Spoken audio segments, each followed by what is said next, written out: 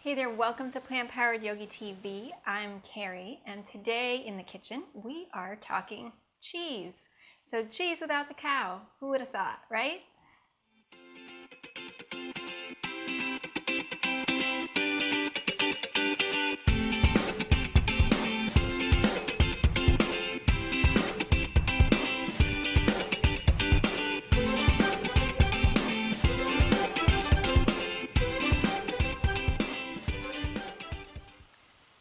So one of the things when you go toward a plant-based diet that is difficult to give up is cheese. And it's important to get away from dairy. There's a whole lot of reasons. We're not going to go into them on the show today. There's lots of resources out there on the web. So if you are wondering why dairy might not be the best thing to include into your diet, do your research, okay? Take a look. The information is out there. If you're having health issues, I would say the very first thing to try to eliminate to improve your health condition is the dairy out of the diet. So cheese is a tough one because most people love cheese, and I love cheese, and it's been a real process to try to get away from it. And it's a journey, you know, and it's not easy, and it's certainly but it can be done. It can be done, and I'm here as living proof. I used to love to sit down with a snack of cheese and crackers, and did that for many, many, many years, and it was one of my most enjoyable things, and it actually doesn't tempt me at all now. If there's anything that tempts me now, it's pizza, for sure. But, you know, you can get away from those cravings for cheese, and you can make some substitutes that are really, really good. So today I'm going to show you how to do that. We're going to do a few different things today. I'm going to show you how to make a cashew cheese that's really super easy and simple and quick, so that you can have that around and add it to some recipes, or even just have for like cheese and crackers.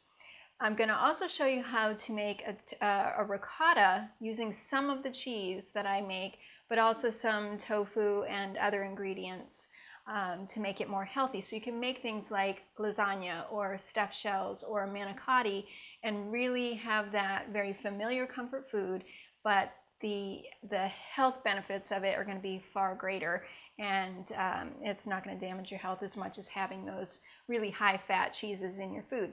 And then I'm also going to show you just really quickly a Parmesan. So let's get to it. We got a lot to do. So the first thing is making some cashew cheese. It's really, really simple.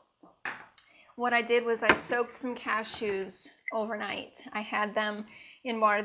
I started out with about 2.5 cups of cashews. These are just raw whole cashews, and I filled the jar with water and let them soak, and then I drained them out and rinsed them. So this, they're nice and soft now. So I'm just going to add those to my blender, and we're going to blend this up. So they're really soft, and the blender is pretty powerful, so I'm probably not going to have to add a lot of water. You can do this in a food processor.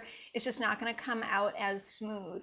So I'm going to choose to do it in my food processor. I'm going to try to add as little bit of water as possible into this mixture here, because I want it to stay thick. And the more water you have to introduce to get it to blend up, the thinner it's going to be, which is okay. You know, it doesn't have to be super thick if all you can do is get away with, making it thinner because of the equipment that you have. So in order to get it to culture, I need to introduce some good bacteria into it. And so I like to use just like probiotic pills. These are just, probiotics that I have gotten at the store. And the reason I like to use these is because it works really well, and it doesn't introduce any other flavors into the cheese. Normally for this amount I would use probably 4 capsules. I actually only have a couple today, so I'm going to add a couple, and then because I don't quite have enough for what I want, I'm going to add some soy yogurt. So this is plain soy yogurt, and I prefer to use the probiotic powder because it's not going to bring any sweetness into the cheese.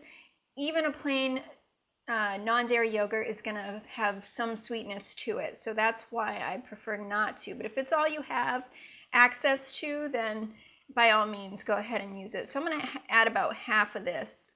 So, and you can do this just just using yogurt too. You don't have to use the probiotic powder.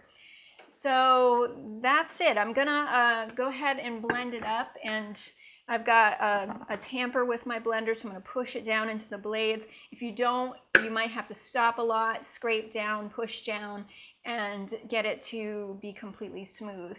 And so that's what I'm gonna do right now, and hopefully I don't have to add much water. Okay, so I ended up adding only about a tablespoon of water, and it is very, very thick, as you can see.